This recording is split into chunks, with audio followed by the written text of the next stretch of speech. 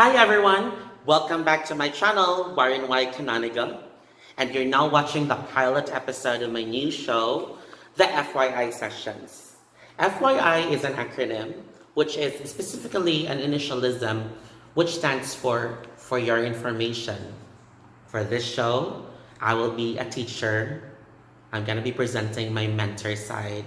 We will talk about some of the most substantial stuffs that I shared to my students in the classroom. And this is dedicated to all the 21st century learners who are asked to stay at home due to the current situation.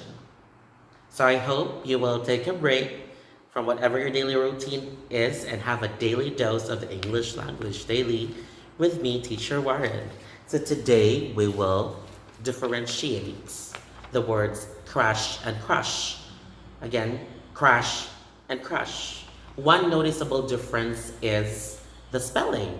The first one, crash, C-R-A-S-H, and the spelling of the second one, crush, is C-R-U-S-H. Another difference is the pronunciation, crash and crush. Okay, so let's fold this. Let's focus on crash. Now, the letter A, if you would notice, the letter A after the letter R is pronounced as eh. If you will check the pronunciation guide of the Merriam-Webster dictionary, you will find out that the symbol for the sound a is a lowercase letter a with, of course, two virgules to indicate that it's a sound and not a letter. Again, this one is a, like in the words mat, map, mad, and some of the examples there. Okay, again, in the Merriam-Webster's dictionary pronunciation guide, the lowercase letter a is pronounced as a.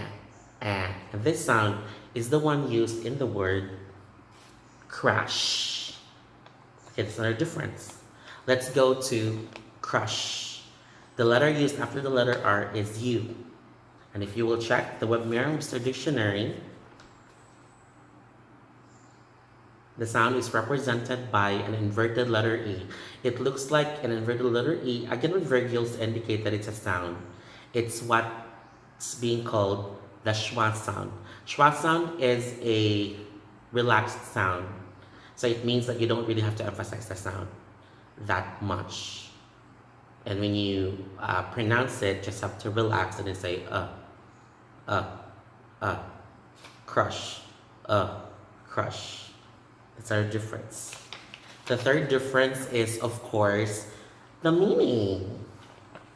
Now, you can check the Merriam-Webster dictionary and whatever dictionary you have right there in your homes for their alternative meanings and maybe alternative pronunciation, if there is, but I'm pretty much sure that it's crash and crush. Now let's talk about the definition.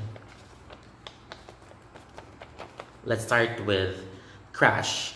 So crash means we will, by the way, before I give you the meaning, remember that for this lesson, we are highlighting or we are stressing the meanings of these words as a verb or as verbs.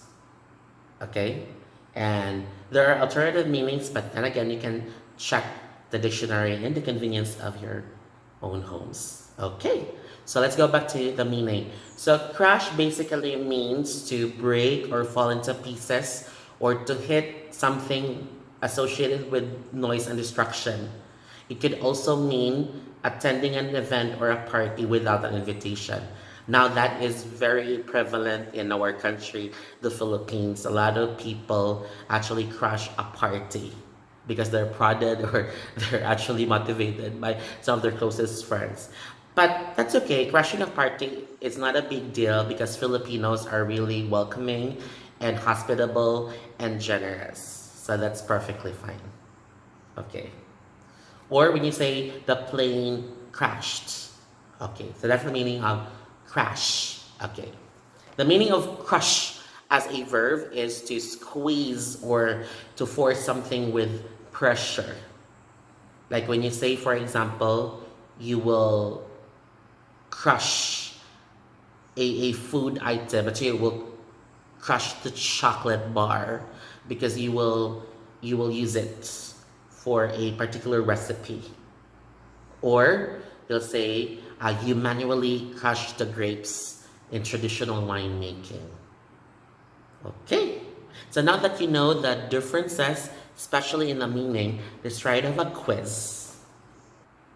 Here are the sentences. The car blank claimed the lives of 5 miners.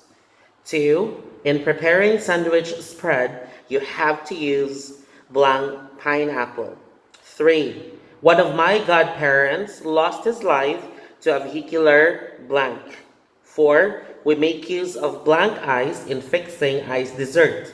5. You have to blank the peanuts before topping the cake with it. Okay, now you can pause so that you will analyze the answers, and after that, we will all together find out what the correct answers are. Okay, so thank you very much for exerting an effort to answer the quiz. So let's now answer. So in the first one, the car blank claimed the lives of 5 miners. The answer is crash. The answer is crash. Okay, so congratulations. Number 2, in preparing sandwich spread, you have to use blank pineapple. The answer is you have to use crushed pineapple, but you need to add ed because this time we're already using the participle form of the verb. So you say crushed pineapple. Okay, congratulations. Number 3, one of my godparents lost his life to a vehicular. Very good. The answer is crash. Okay, number 4. Sentence number 4. We make use of blank ice in fixing ice dessert. What do you think is the answer?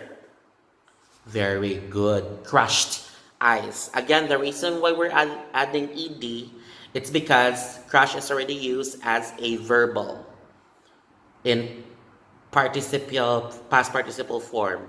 So you need to add ed, crushed ice. And then the last sentence would be, you have to blank the peanuts before topping the cake with it. You have to, what do you think is the answer? Very good. You have to crush the peanuts. Okay, thank you so much for joining with me today. We will learn more in our succeeding episodes. Thank you very much and see you next time. Please also check my other shows on Facebook, W Talk and Icons and Faves and Waves. Bye.